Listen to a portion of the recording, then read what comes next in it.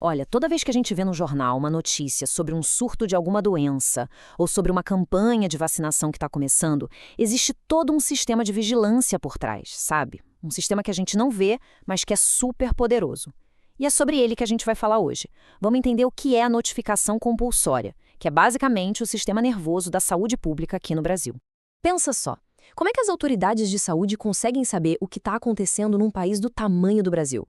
Como elas conseguem, sei lá, antecipar uma epidemia ou rastrear uma doença perigosa?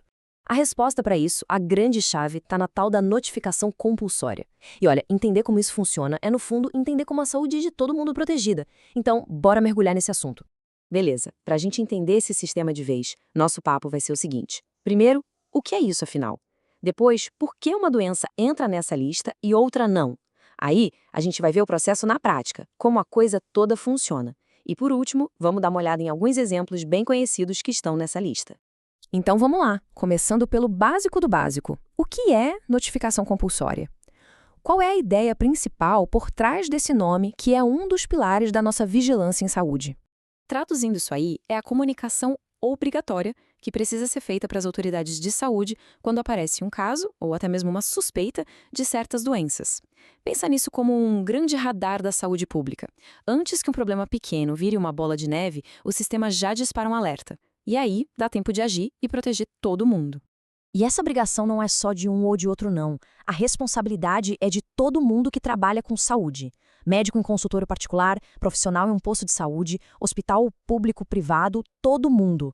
É como se fosse uma imensa rede de vigilância, onde cada profissional de saúde é tipo um sentinela, sabe? Garantindo que nenhuma informação importante se perca no meio do caminho. E aqui vem, talvez, o pulo do gato, a parte mais genial e importante disso tudo. A agilidade. A notificação não precisa esperar a confirmação do laboratório, o resultado do exame. Não, a simples suspeita já é o suficiente para disparar o processo. E por que isso? Porque em saúde pública, tempo é tudo. Agir rápido, já na suspeita, é o que pode impedir que um surto vire uma epidemia de verdade. Tá, beleza. Mas a gente sabe que existe um mundo de doenças por aí. Por que então uma doença como o sarampo entra nessa lista, mas uma gripe comum não entra? Pois é, não é aleatório. Existe uma lógica, um monte de critérios por trás dessa escolha. Vamos entender agora o que define essa, digamos, lista VIP da vigilância em saúde. Essa decisão de colocar uma doença na lista é baseada em uma análise de risco bem complexa. Não é só sobre o número de casos, que é o que a gente chama de magnitude, ou a facilidade com que ela se espalha. A análise leva em conta também o impacto social e econômico, o que a gente chama de transcendência. Se a gente tem como combater essa doença, a vulnerabilidade e até mesmo compromissos internacionais que o Brasil assumiu. É um checklist bem completo. Vamos olhar um desses critérios de perto, começando pela magnitude. Magnitude é basicamente sobre o tamanho do problema. A doença atinge muita gente? Pensa na dengue, por exemplo, num ano de epidemia. E ela mata muito? Se os números são grandes, em frequência ou em mortalidade, o alerta tem que ser grande também. Agora, a transcendência. Essa aqui é sobre o estrago que a doença faz, um estrago que vai além dos números brutos. Uma doença pode até não matar tanta gente, mas pode deixar sequelas terríveis para a vida toda, como a poliomielite. Ou pode causar um pânico geral na sociedade e trazer prejuízos enormes para a economia. Lembra do que aconteceu com a Zika? Esse tipo de impacto, que vai além do caso em si, também joga a doença lá para cima na lista de prioridades. Ok, então a gente já entendeu o que é a notificação e por que uma doença entra na lista. Agora, vamos ver a máquina funcionando na prática. Quem é que faz essa notificação, como ela é feita e principalmente quando? Como essa informação viaja pelo sistema? Basicamente, o sistema trabalha em duas velocidades diferentes. Para aquelas ameaças que são de risco muito alto, tipo sarampo, raiva humana, a notificação tem que ser imediata, quer dizer, em até 24 horas o alerta tem que ser dado. É para ter uma resposta relâmpago mesmo. Já para outras doenças, como hanseníase ou os casos mais comuns de dengue, o ritmo é mais calmo, é uma notificação semanal. O foco aí é mais no acompanhamento, na vigilância de rotina. E o caminho que essa informação faz é bem interessante. Começa tudo lá na ponta, na linha de frente.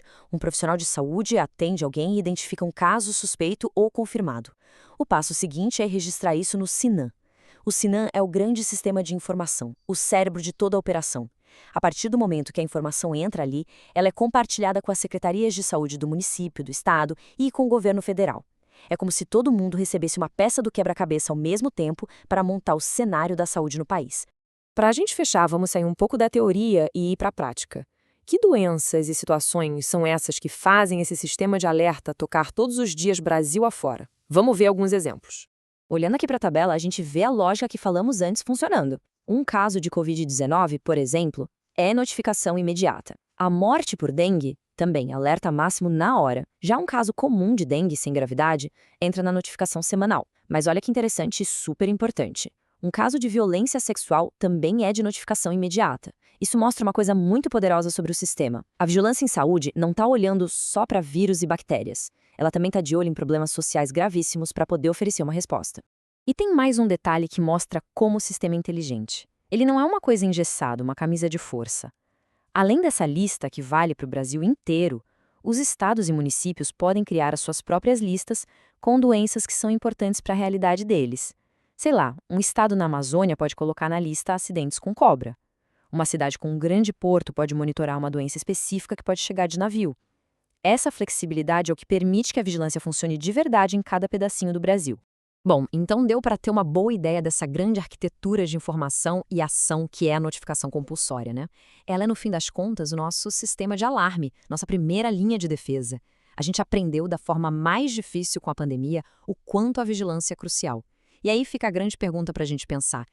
Esse sistema, do jeito que ele é hoje, ele está realmente preparado? Está ágil o suficiente para a próxima grande ameaça de saúde que inevitavelmente vai aparecer? Fica aí a reflexão. Muito obrigada pela companhia.